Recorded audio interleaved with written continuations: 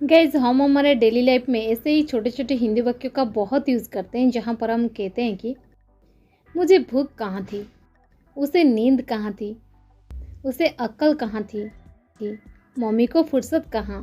So guys इस प्रकार के सेंटेंसेस को हम हिंदी में तो बड़ी आसानी से बोल लेते हैं, बट इसे इंग्लिश में कैसे कहेंगे, इसके लिए कौन से स्ट्रक्चर की यूज़ करेंगे, आज के इस वीडियो में हम सीखने वाले हैं।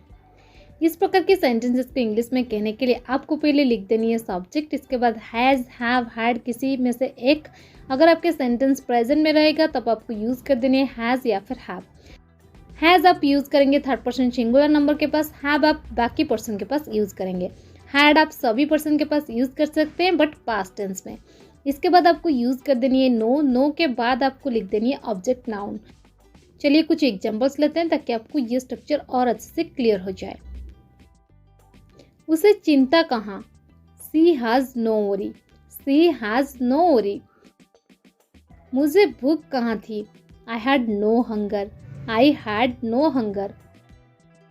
मुझे समय कहाँ या फिर मेरे पास समय कहाँ, I have no time, I have no time. उसे अक्ल कहाँ थी, she had no sense, she had no sense. उन्हें इज्जत कहाँ, they have no shame, they have no shame। उसे पैसे कहाँ या फिर उसके पास पैसे कहाँ, he has no money, he has no money। उसे चिंता कहाँ, she has no worry, she has no worry। Mummy को फुर्सत कहाँ, mummy has no leisure, mummy has no leisure।